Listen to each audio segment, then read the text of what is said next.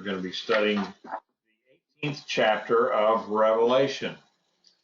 And we'll go ahead with that.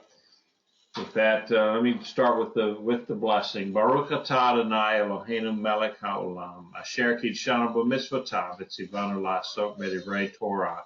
Blessed are you, O Lord our God, King of the universe, who sanctifies us with his commands and commands us to engross ourselves in Torah. Tonight, we're going to be talking about, last week we talked about the destruction of the world religious system, and tonight we're going to be talking about the destruction of the world political system, or the one world religion under the false prophet and so forth. That was just destroyed in last week's lesson, and then now this week we're going to be talking about destruction of the political, economic, commercial aspect of the world. Now, the religious system was destroyed midway through the tribulation. Now, and then the destruction of the political, economic infrastructure takes place right at the end of the tribulation, and it just kind of heralds it's the thing that ushers in the coming of the Messiah and the actual end all to end all. So chapter 18 is divided into basically three sections. The first 8 verses are announcing the fall of Babylon, and there's a lot of repetition in this. And then the verses 9 through 20 also talk about this is where the world mourns the fall of Babylon, and then the verses 21 through 24, it's God's final judgment of Babylon. So let's go ahead and were there any questions or anything from last week that anyone may have had that they wanted to bring up before we continue on? Anything? All right. Well, let's go ahead then, and we'll jump into this. Okay, Revelation 18, and it's verses 1 through 3. And after these things, I saw another angel coming down from heaven, having great authority, and the earth was illuminated by his glory. He cried out with a mighty voice, saying, "Fallen, fallen is Babylon the Great. She has become a den for demons, a haunt for every unclean spirit, and for every unclean bird, and for every unclean and detestable beast. For all the nations have drunk of the wine of the fury of her immorality. The kings of the earth have committed sexual immorality with her, and the merchants of the earth grew rich off the power of her self-indulgence." So now we're reading this. Remember that this is apocalyptic literature, so it will have a little bit of a different flair and flavor to it.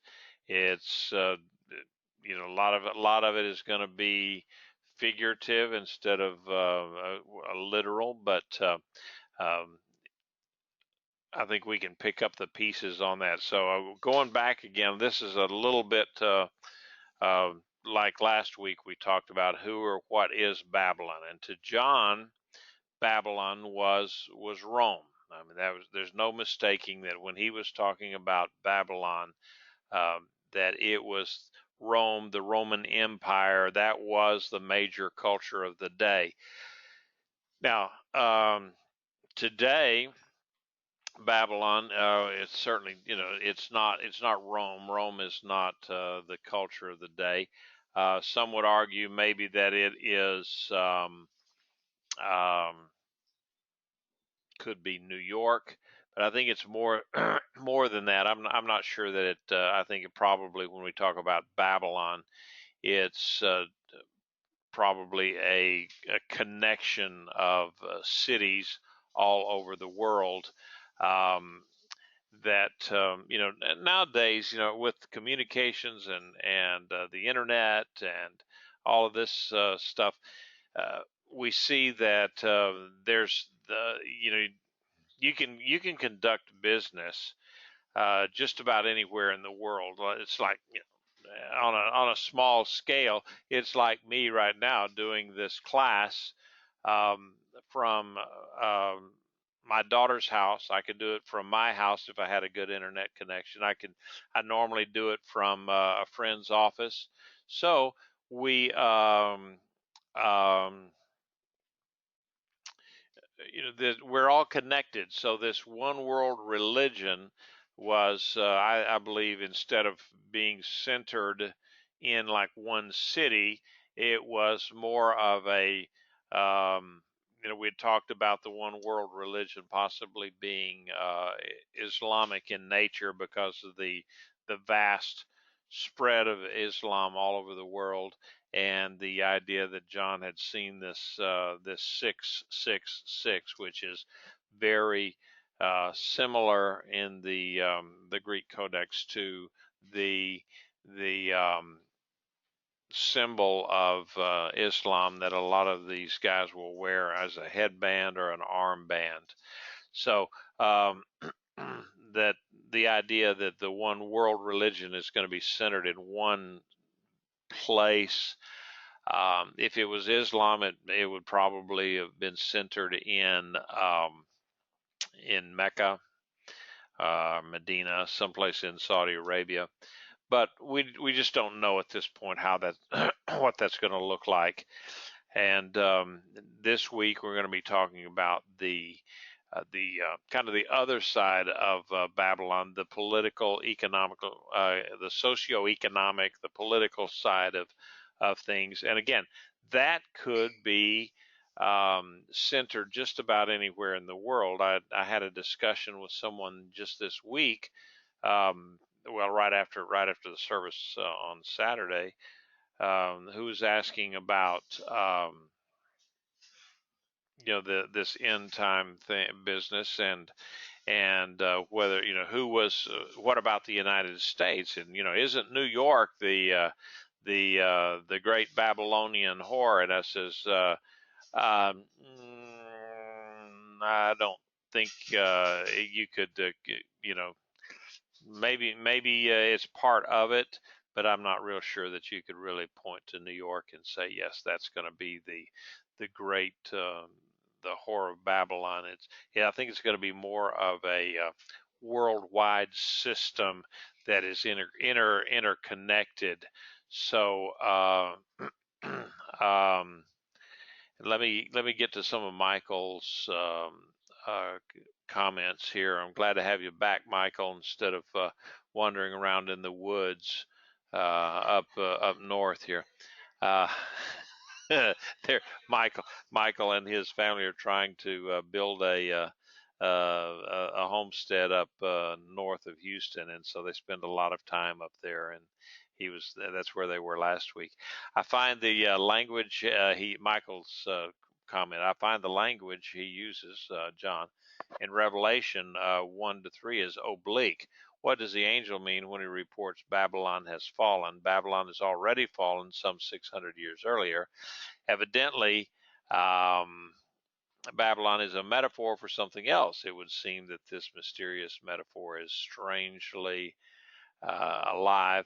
I don't think that Yochanan is telling us the whole story.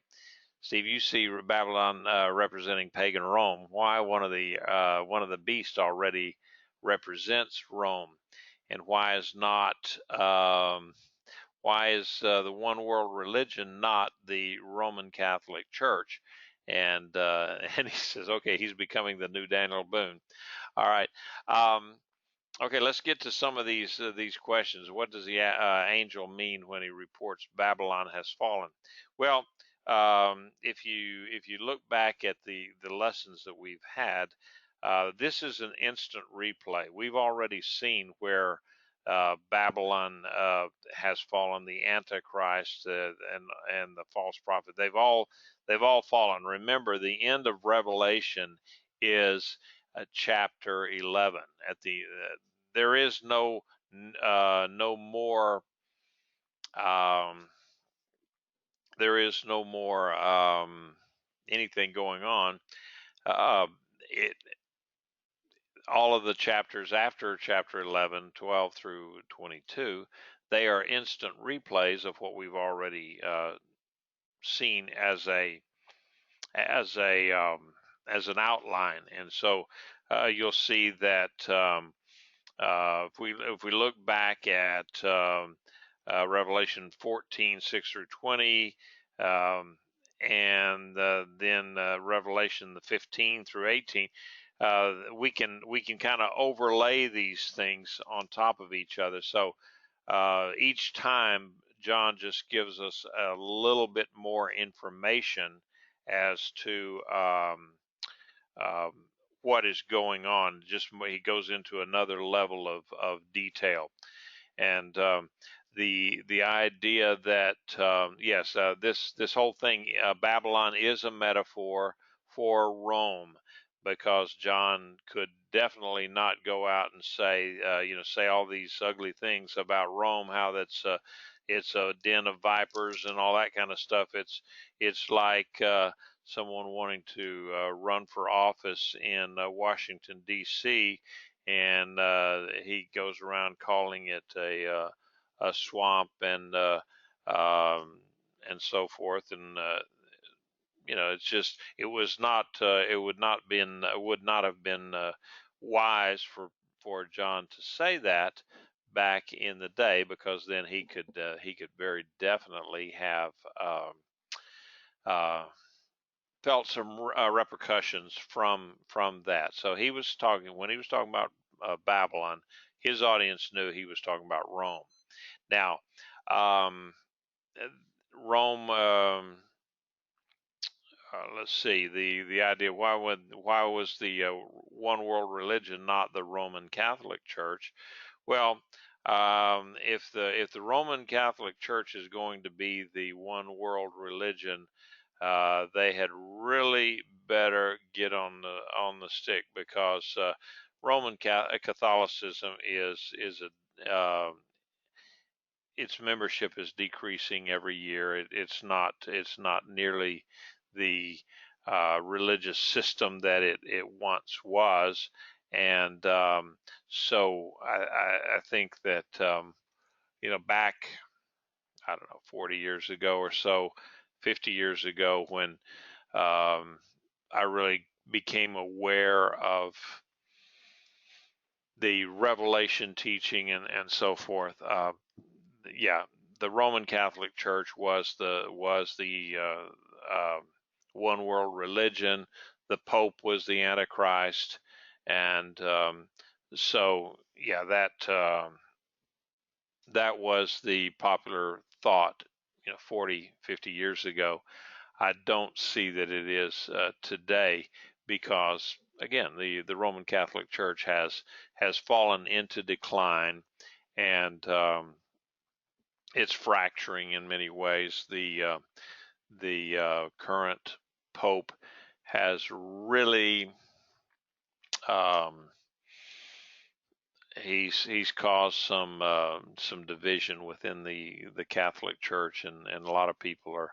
I saw just the other day where they're even talking about the idea that maybe we should allow the priests to marry and have families, and for some people that just makes sense, and for other people that's heresy, and so they've got a lot of confrontations on that. So I just don't see it at this point. Now, I'm sure willing to open it up to anybody there out there, and does anybody else have a comment or a thought on perhaps the Roman Catholic Church being the one world religion? Do you see that as happening, Joseph? I agree, and it's not the Roman Catholic. It's like, well, the points you made, it makes sense. I still think it's Islam, and especially with how they're growing, they're invading Europe area, which is the old Roman Empire, which says that the Antichrist is going to come out of the old Roman Empire, and how Islam is taking Europe, as it is. So that's my thoughts. Just wanted to share.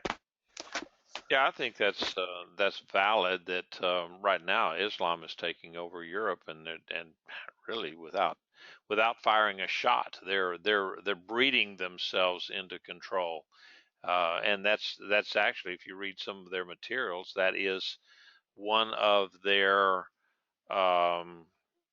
that's one of the things that they actually one of their tenets, I guess you'd say, is to go into a country and just populate it, overrun it, outbreed all of the indigenous population to the point that eventually they become the majority population, majority religion, and then it becomes much easier for them to impose Islam onto the indigenous population.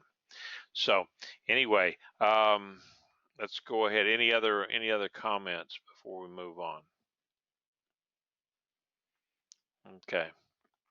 Now we got this great angel. It says that he, this angel, he comes down from heaven, and he's got a lot of authority, great authority, and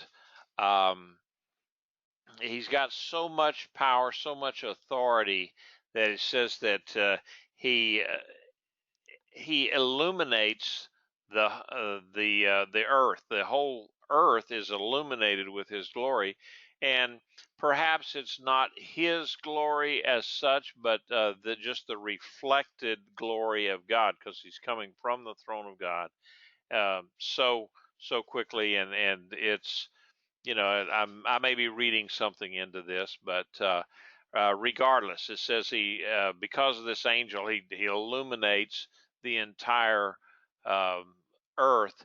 So that is going to be something to see. I don't know how that would happen, if that's going to be a natural or a supernatural phenomenon or what, but Bible says that he illuminates the whole earth with his glory.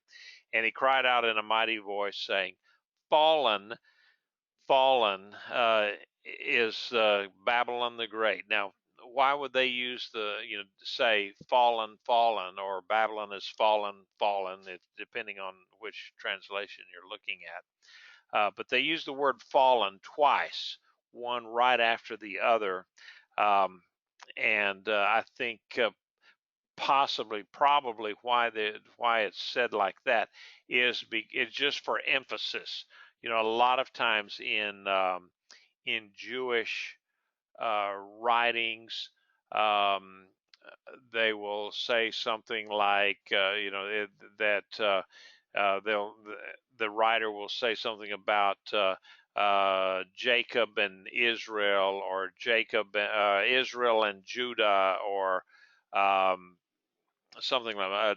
The Israel and Judah thing is a big deal for the two house movement, because they said, well, see there's two houses, and but now the Bible, a lot of times when it says something, wants to emphasize it, it will say something one way, and then come right back and say it another way, but it's to the same person. It would, as maybe a poor analogy, would be if there was, say, a prophecy or something. God wanted to get my attention for something. So let's just say it that way. He wanted to get my attention, and so he sends a prophet to say, you need to do this or need to do that. And he'll say, Steve Sheik, I want you to do this. The Lord says that you need to do that. And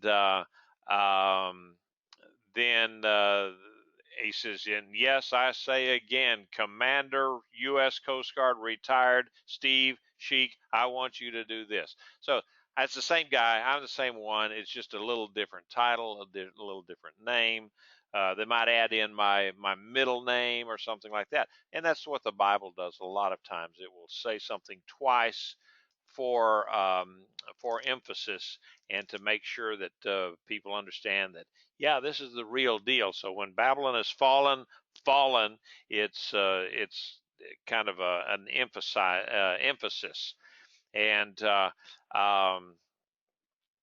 this Babylon um, that they're talking about here, the one that has fallen, the commercial and the commercial part of Babylon, is what is left from where the religious Babylon had fallen. Now, remember, we talked about the religious Babylon falls somewhere around the middle of the tribulation, because that is when the Antichrist, the anti-Messiah, sets himself up in the temple as the God, and then they destroy. Remember, they destroy all the vestiges of the religion, because the Antichrist doesn't want anyone worshiping anything but him, and so that would be somewhere around the abomination of desolation that Daniel talks about, and what Yeshua talks about, where the temple is desecrated. And then now we're looking at 3 to 3.5 years later, where the commercial entity of Babylon is now going to be destroyed after they've done completely away with any vestiges of religion or godly influence. So, any comments or questions on that one? Anybody got an idea on that? Okay, so let's go on with some of this.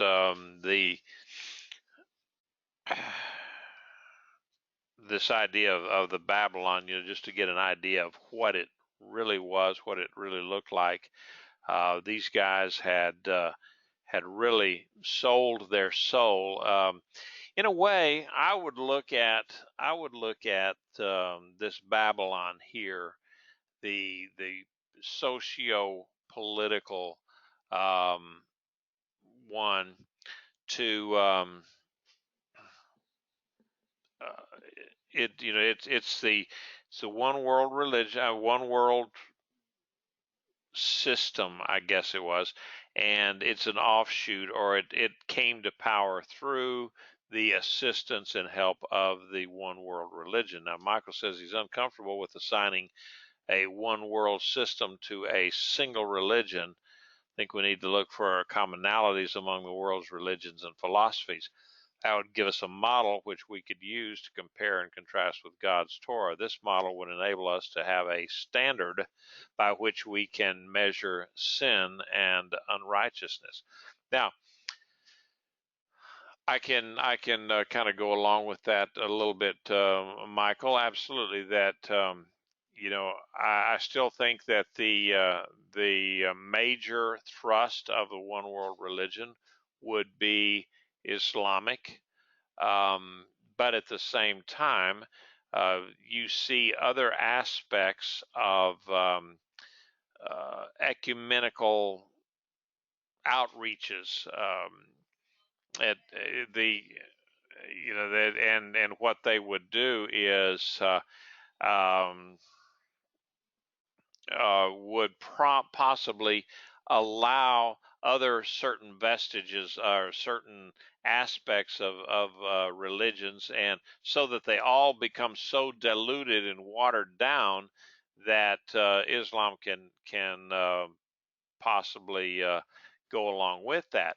And we know that the Bible tells us that even within Christianity, there's going to be a great falling away. We're seeing that already in modern day, in our lives, where we see that, where um, uh, look at the, I hate to keep pinging on the mega churches and stuff like that, but they water their gospel down to the point where some of them do. I mean, but not all. But you see it quite often where they say, "Well, God loves everybody, and they won't condemn certain things in the Bible as." For instance, the homosexuality, they won't condemn that. And one individual last week said something about that he didn't really believe that God was going to hold people accountable for abortion. That it was not a real big deal to God, he says. And so that's. I just don't know where they come up with that sort of stuff. But the idea of we've lost some of our standards of holiness, and that's very, very evident throughout the world today. So it's already happening to where these you see the bumper stickers all over the place. The coexist. That's to me that's just dumber than dirt. That is as far as I can see that because how the Bible talks about it. It says how can light exist with darkness? How can godliness exist with ungodliness? And we can't. We have to hold up our standards, and so it's going to be a constant battle for those of us who follow God. And Michael says, I'm describing a Hellenistic religion. This was a system that was in place when Yochanan wrote the Apocalypse. That is correct. The Romans were very good at when they would conquer a place. They didn't come through like present day Islam. When they come through and they conquer something, then they work to wipe out any vestiges at all of the previous religions and cultures and so forth. And they've been doing that since their inception in the 7th, 8th century, whenever it was conceived. And they would go through and any place where they would conquer, they would go and destroy, say, all the works of art, the statues. We've seen it in our own day where in Afghanistan the Taliban went through and dynamited this huge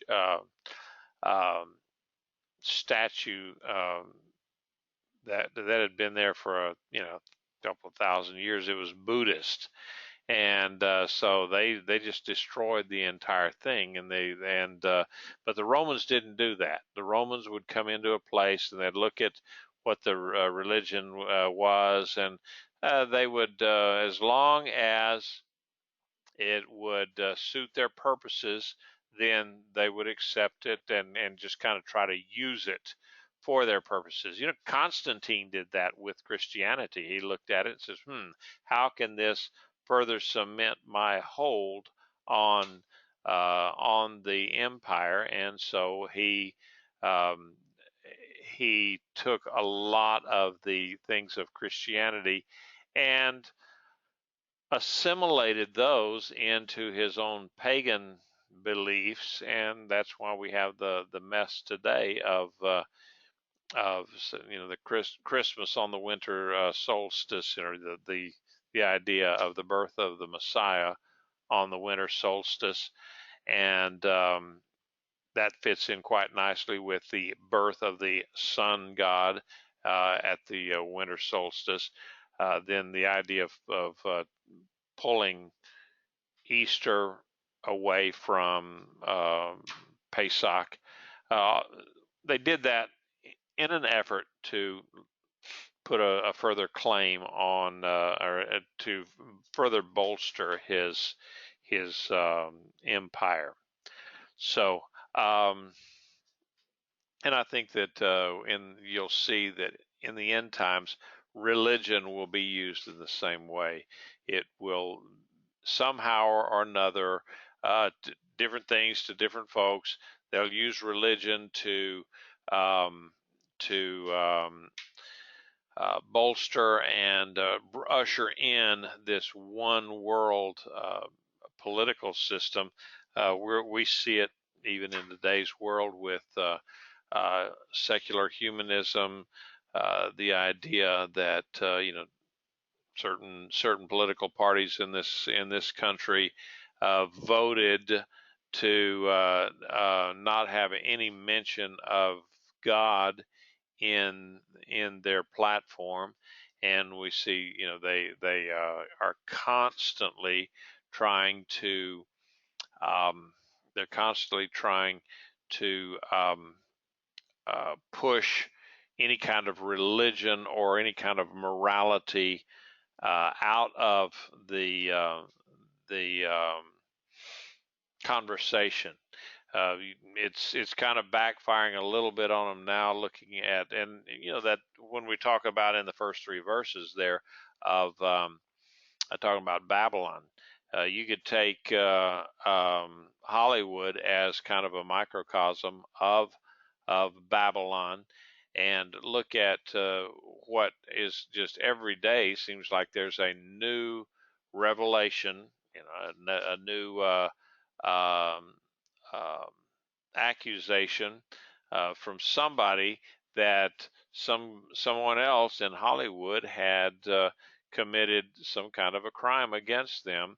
And it was just, and other people said, yeah, we know. I mean, everybody knew it. It was just, that's just the price of doing business. That's what that's, if you wanted to get ahead in Hollywood, then it was the casting couch, and it was. They even talk about it doesn't matter whether male or female, you were still abused, and so that. And now, if that had been, if those were Republicans, let's say, just, and I don't want to get into, let's just say if those were conservatives or Christian, then oh my goodness, that would have been such a big deal. It's a double standard. You see that right now with this guy from Alabama, Judge Roy Moore, that these accusations that are being made about him are from it's just terrible to, and everybody's trying to make a big deal out of it. But then when you look at it even further, the people that are making the accusations are on the campaign of his opponent, and they were on the campaign of Hillary and various other ones. So it it just goes to show you that the whole system is corrupt, and I think that's kind of what I was trying to bring out is Hollywood is corrupt, Washington D.C. is corrupt, just about every nation in the world, their political system has been corrupted. I would hesitate to try to name any political system or any political entity um, in the world that that is not corrupt. Michael has says down here that Hollywood is to Washington D.C. as Babylon was to the Roman Empire, and possibly so. Hollywood is a system. It's a cesspool, and but more it's more social and I want to say almost make believe. And Washington, of course, is the political. Babylon was very real, but it was also very, very corrupt morally, and as was then the Roman Empire. They had their problems too. So we need to get going on with this because I'll never get through this part of it. And so in these first few verses here, Yeah, Michael says false religion is make believe. Revelation 18:4 through 5. Then I heard another voice from heaven saying, "Come out of her, my people, lest you participate in her sins and receive her plagues. For her sins have piled up to heaven, and God has remembered her crimes." Okay, now this voice that's coming out of heaven, I mean that to me that's none other than the voice of God himself saying, "Come out." It's not an uncommon. Um, it's not an uncommon concept that God would tell people to come out and get away, separate yourselves away from evil. It's a big warning here, and how could a believer be part of this great Babylon commercial corrupt thing? Well, you just don't jump into it. It's something that kind of creeps up on you. You say, "Well, I can do business here," but if you're doing business by this time in the world's history, if you're doing business on a big scale like this, then you've taken the mark of the beast, because you cannot do commerce without this mark of the beast or some kind of a stamp or something that basically says that you are part um, of this system of the Antichrist. So um, it's going to be one of those things where a believer, I'm sure a believer is not going to just jump in there and say, "Oh yeah, I can do all of this." It's going to creep up on them, and there will come a time when they have to make the decision. Okay, do I take on this mark of the beast and stay in with my power, with my wealth, with all these things that I've gathered, or do I throw it all away and take on God's name? It was kind of interesting a couple of weeks ago. I'm not sure if I related this, but um, I was up in Houston doing some research on Torah scrolls and so forth, and was meeting with a Torah expert. And I got a phone call, and it was an Israeli telephone number. So I thought, whoa, this is something. So a guy he talked to me, and he wanted some information as to how he could join an organization that he could work toward getting the gospel out to Jewish people.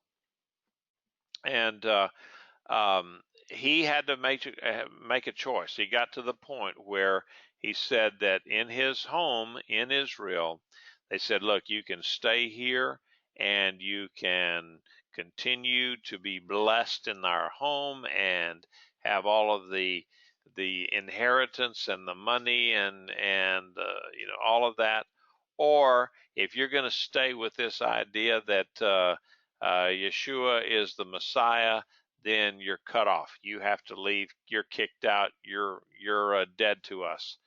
And he said, I had no choice. He said it was a hard choice, but an easy choice. Meaning that it was very difficult to say goodbye to your family, but once he had come to know Yeshua as his Messiah, he said, "I had no other choice to do that, but to do that." And so that's the kind of thing that a person in the end times is going to have to try to, they're going to have to make that decision. Do I stay true and faithful to the Messiah, or do I try to? And I'm sure there's going to be people that try to walk that fine line between the two, and because it's going to be attractive. And Lot had a similar warning that he had to get out of Sodom because destruction was coming, and God even sent two angels to escort Lot out of out of Sodom as literally as judgment was falling. So there's others. Jeremiah 51:6, where Jeremiah is telling, flee from within Babylon, each one escape with his soul. Be not silenced in her iniquity, for it is time of vengeance for Adonai. He will repay her at recompense. So this is common for God to tell people, come on, get out of that. Go, don't stay with that. So let's go ahead. It says that Babylon's sins were piled up, and it just makes sense that their sins were piled up like the Tower of Babel, and it just what a picture. And it said that God remembers the sins of the wicked. Now contrast that with what it says in Hebrews 8:12, where he says he'll remember our sins, those of us that have asked for forgiveness, and we are believers in Yeshua. He says, I'll forget your sins, and I won't hold them against you ever again. And I've told the story of, he separates us as far as the east is from the west, and that concept, it's kind of a infinity concept that there is east and west never meet. And so here's a comment from Michael. It says, I may have this all wrong, but the voice may be the Messiah, Yeshua's voice. He is the Father's co-regent, and he seems to have in his portfolio the kingship of the earth. See Revelation 4. That is perfectly. I think that would fall into it. Whether or not it was, if it wasn't God Almighty, then yeah, the only other thing that I think, only other being that I think it could be would be Yeshua. So I don't have a bit of problem with that idea that this great voice was the Messiah himself. Let's look at okay. Before I go on with this part of the verses, any comments or questions? Okay, Revelation 6:18, 6-8. Pay her back just as she has paid out, and give her back double for her deeds. In the cup she has mixed a double dose for her. As she has exalted herself and indulged herself in luxury, so give her the same measure of torment and grief. For in her heart she says, I sit as a queen, I am no widow. I shall never see grief. For this reason, her plagues will arrive in a single day, death and grief and famine, and she shall be burned down with fire, for mighty is Adonai Elohim who judges her. Now,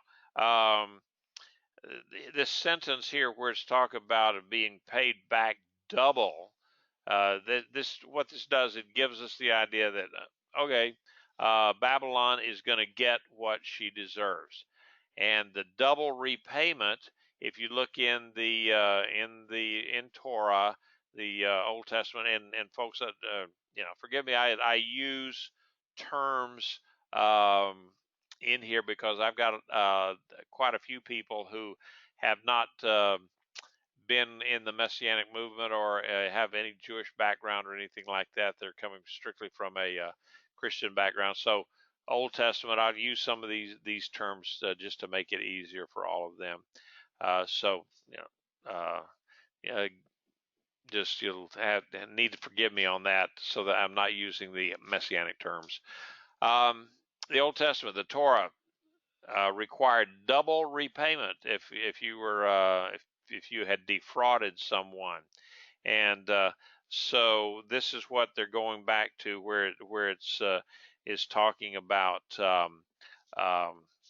Babylon, that she says, give her back double for her deeds. Now this is this is not, you don't get double pay for doing a good job. No, you get double punishment, double penalty because of what you've done. And whatever mix that she did against God's people, then she gets double that same batch of wickedness that comes back on her. And so it says Babylon exalted herself in kind of a threefold guilt. If you look at it, it says she lived. It was the sins, I guess, were self-indulgence, because it says that she indulged herself in luxury, and pride. It says that she exalted herself up, sat like a queen, sitting as a queen. And then the avoidance of suffering, says, I'm no widow and will never see grief. And this arrogance, I guess you would say, that is the sin of Babylon, one of the sins of Babylon. And but it says that the destruction that's coming will be in a single day, and that they're going to have death and grief and famine and all of these things, and it's all going to come down in one single day. And so we see that over and over now in the rest of the verses, that the destruction is going to be really swift. It says, then the kings in 18:9 through 10, then the kings of the earth who committed sexual immorality and indulged in luxury with her shall weep and wail over her when they see the smoke of her burning, standing far off because of the terror of her torment, saying, alas, alas, O great city, O Babylon, the mighty city, for in a single hour your judgment has come. All right. All the nations will mourn, because all of them have participated in this commerce. They're so interconnected. What comes to mind is people talk, they say, well, the Chinese, we have to worry about the Chinese nuking us or messing with us or whatever. And I said, no, we don't, because the Chinese economy is so entwined in ours that they don't want the United States to fail, because then they would fail. It's the kind of the flip side of the old mutual destruction stuff between the United States and the Soviet Union. Our economies were not connected, so if the U.S. failed, it would not cause Russian economy to fail.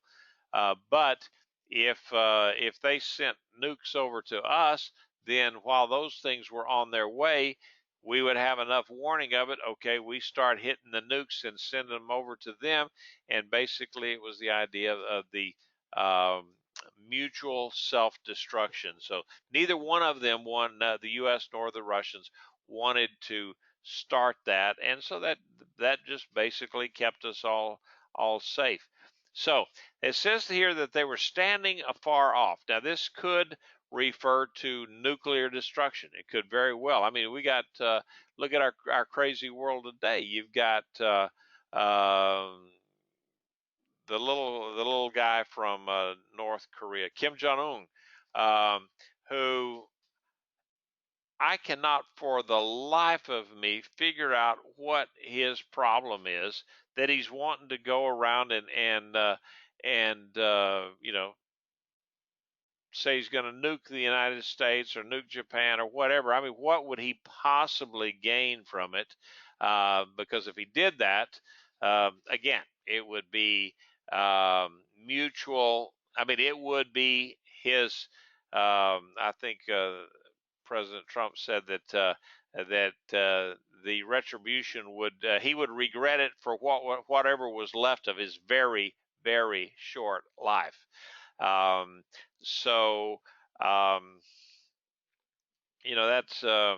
so we look at this Babylon being destroyed, or the system being destroyed. Could be a nuclear destruction. It could be a godly destruction, supernatural. We don't know. It's just something that we look at right now, and so that the nations then they back off of it, and because they don't want to get contaminated by it, they don't want to get caught up into it, and the destruction here it says in a single hour, and before it says, and all in one day it's destroyed, and now it's coming down to say it's a single hour. So what does that mean? Well, it means that it's going to be very, very quickly. I mean, whatever happens here is going to be extremely fast, and really, really and truly, you remember the San Francisco earthquake in 1906. Well, when that earthquake came through, I mean it just destroyed San Francisco. They call San Francisco the Queen of the West. Destroyed it. Their commerce was gone. It took them years to get back to the same place.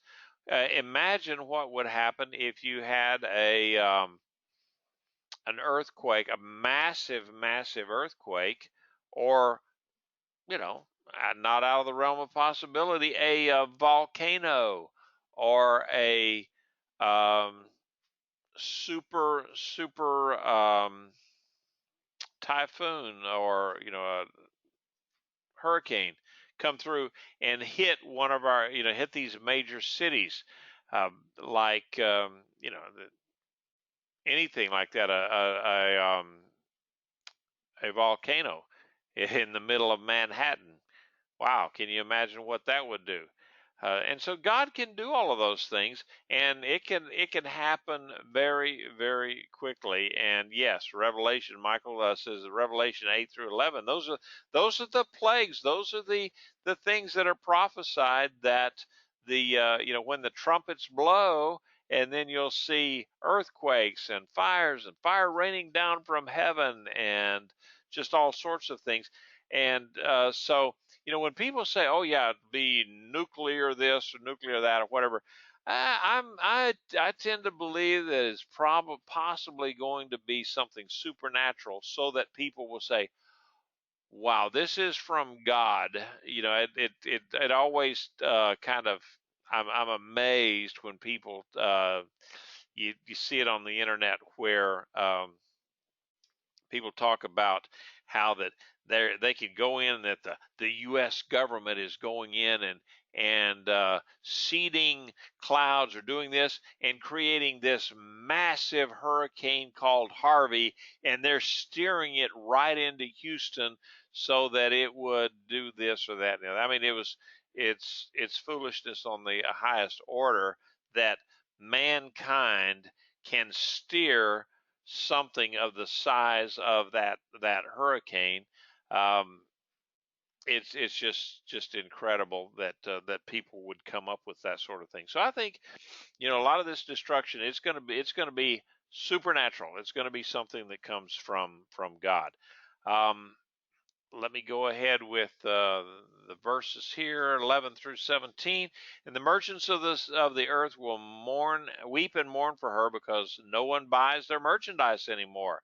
Shipments of gold, silver, precious stones and pearls, fine linen, purple, silk and scarlet, all kinds of citron wood, all kinds of ivory products, all kinds of products made of costly wood, bronze, iron, marble, cinnamon, spice, incense, myrrh, frankincense, wine, oil, fine flour, wheat, and cattle, and horses, and sheep, and chariots, and slaves. That is the slaves. That is human souls. The fruit of your soul's desire has gone from you, and all the expensive and beautiful things are lost to you. Never again will people find them. Continuing on, the merchants of these things, who became rich from her, shall stand afar off for fear of her torment, weeping and mourning, saying, Alas, alas, O great city, clothed in fine linen and purple scarlet, adorned with gold and precious stones and pearls. For in a single hour, there you have it again, in the single hour, so much wealth has been ruined. So, the merchants lament, I guess you would call that. Did you notice that this list that they had here was all luxuries? I mean, it's things, shipments of gold, silver, precious stones. They're lamenting the idea that all this high dollar value commerce is gone. And we're not we're not talking about we're not talking about things like just a regular food and shelter. No, we're talking about the things that make these people fabulously wealthy. And says that the fruit of your soul's desire has gone from you. I mean, that your soul's desire, that's, these people have sold their souls for their desires. And then the loss of material things says will be complete. It'll be total. I mean, it's going to be 100%. They mourn the loss of slave labor, not the loss of human lives. They don't care about the lives. They mourn the idea, the commercial value of a human being. And you mark my word, slavery is still very much alive and flourishing. I started to say alive and well. Slavery is not anything well, but it's alive and flourishing today in African countries, in the Middle East. A lot of people that work over in the Middle East come from the Philippines and so on, and they are virtual slaves. They really are. Okay, going on. And every ship captain and passenger, sailors, and all who make their living at sea stood at a distance and were crying out, seeing the smoke were burning, and saying, "What city is like the great city?" And they threw dust on their heads and were crying out, weeping and mourning, "Alas, alas, O great city! In her all who had ships at sea grew rich from her wealth, for in a single hour has she been ruined." All right, this goes on back to remember some of the plagues where it says that the ocean turned to blood. A third of the ships were destroyed. Everything that was alive in the ocean died. All, just about any kind of commerce that you can think about here is destroyed. And so we're just looking at this, this total destruction. And again, this is at the end of the tribulation. All right, we're running toward the end. The analogy of the ship captain, passenger, it's another view that the commercial underpinnings of all of the nations is destroyed. Remember when the woman sat on the beast, and over many waters, that meant that, over all the nations of the world. And so here, with the idea of the ship captain and passenger and the ships and sea, again, it's many waters, all of the nations of the world. The infrastructure is destroyed. I mean, when you mess up, and we'll go back to the analogy of New York. Okay, the America, New World, all of that is not mentioned in the Bible. So we can't look at and say, okay, New York is Babylon and so forth. But it's New York is part of the system. Brussels is part of the system. London is part of it. Just every one of the major capitals is. Like London is the insurance capital of the world, and different. Tokyo is very important commercially.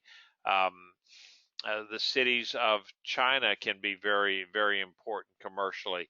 So when all of those things get destroyed, either through earthquakes or just war or whatever, this infrastructure is pretty fragile. Think EMP, the idea where you can throw an electromagnetic pulse over a country, and it destroys all of their electrical infrastructure. And we don't have to have a crazy dude in North Korea with his little nuke to do that. God can just do that with a solar flare, come in and destroy all of it. So once again, the emphasis here is the destruction in 1 hour. Now, verse 20 says, "Rejoice over her, O heavens, and you Kedoshim, you saints, emissaries, and prophets, for God has judged her, condemnation of you. God has judged her condemnation of you. So finally, the saints get the idea that, okay, justice has happened. We all love justice when it's someone who has done something against us. If it's us and we're coming before the judge, we want mercy. But when you're looking at someone else getting punishment for their crimes, yeah, we all love judgment. We don't. It's like at Pesach. When we have our meal at Pesach, and we're going through each one of the plagues. You dip your finger in the wine, and you shout out, the blood, frogs, lies, and it says, okay, we're not rejoicing in the fact that the Egyptians were chastised and that they are suffering. We don't rejoice in the suffering of other people, but we rejoice in the idea that God's righteousness prevails, and then righteousness in the world will be restored. And so we don't rejoice in the destruction when judgment comes, but we rejoice in the righteousness that God's judgment brings. All right. Final verses. Revelation 18:21-24. Then a mighty angel picked up a stone like a great millstone and threw it into the sea, saying, So shall Babylon the great city be thrown down with violence, never to be found again. And the sound of harpists and musicians, flautists and trumpeters shall never be heard in you again. And the craftsman of any craft shall never be found in you again. And the sound of a mill shall never be heard in you again. And the light of a lamp shall never shine in you again. And the voice of the bridegroom and the bride shall never be heard in you again. For your businessmen were the tycoons of the world, for all the nations were deceived by your sorcery. And in her was found the blood of the prophets and the Kedoshim and all those slaughtered on the earth. All right. So we see here that we have the mighty angel that I found this picture here. Mighty angel picks up a millstone and tosses it in the ocean, and as just where have we seen millstones before? If you remember that. Yeshua says, that if you hurt these little ones, the children, the innocents, it'd be better that a millstone be thrown around, put on your neck, and you thrown in the sea. Meaning, okay, you're going to die, and that's it. He said that'd be better than what's going to happen to you when you hurt the least in God's kingdom. And the millstone is a symbol of commerce, because they had to have millstones to grind the grain or to press the olives. So it was very much a part of commerce. And now God is saying, okay, we're going to throw this millstone, the symbol of commerce, into the sea where it'll be gone forever. It will not be restored for you. And so that's kind of a visual there. When Jeremiah, he'd given instructions to his servant, says, now when you have finished reading this scroll to the people in Babylon, says, you will tie a stone to it and throw it in the middle of the Euphrates. Then you will say, thus will Babylon sink and not rise again because of the calamity that I will bring on her. So we see this in the original Babylon, we see it in Rome, and then I think we will see it in the end days that this idea of the millstone and Babylon, the system will be destroyed. So and here's the verse that I was thinking about with Yeshua. It says, but whoever causes one of these little ones who trust in me to stumble, It would be better for him to have a heavy millstone hung around his neck and be sunk into the depth of the sea. He's talking about, you know, instructing children in a way that would cause them to not um, have faith in Yeshua or to destroy their faith in Yeshua. Said that that would be a being drowned in the ocean would be mild compared to what's going to happen to you. So what do we look at this? This world system will be totally destroyed, commercially, culturally, socially, every way that you can think of. And it's kind of interesting down here where it talks about the deception of Babylon was sorcery. And I was overhearing a lecture that my wife was listening to the other day on pharmaceutical things, and the idea in Greek there that sorcery, the word is pharmakia, and pharmakia is making drugs, is what that is. So they said the deception of Babylon was sorcery. It was like a drug addiction, and pharmakia is sorcery. So the destruction of Babylon was because she killed the prophets and the saints, and that is this new world order, this one world order. One of the byproducts of that is total all-out war against God and His saints. Make no mistake about that. And so that's what God is going to destroy them for. So Michael says, okay, I agree with you. I love it when people agree with me. At some point, God must take over the destruction of the wicked, sin and evil, and the earth. We really do not perceive that Hashem taking charge of the events at the end of time. We don't really perceive it. We can't get imagination around it. Apocalypse reassures us that God has been in control from the cross forward over time. The center of the great chiasm of the apocalypse is Revelation 12:12. This is the climax of the book of Revelation. Satan is thrown out of heaven. He is judged wanting.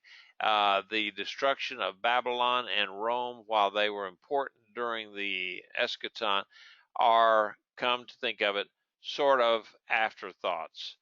So, yeah, some of this stuff that that we see in Revelation, it's outside now, and I'm taking this from a lecture that I was in this morning. But it's taken outside of time and space, and some of these things that we see in Revelation, we have to say one of the examples was when John talks about a lake of fire. Well, what is a lake of fire? And it's some of these things that John saw, he just could not describe them. There was no way in which words failed him, so he did the best he could.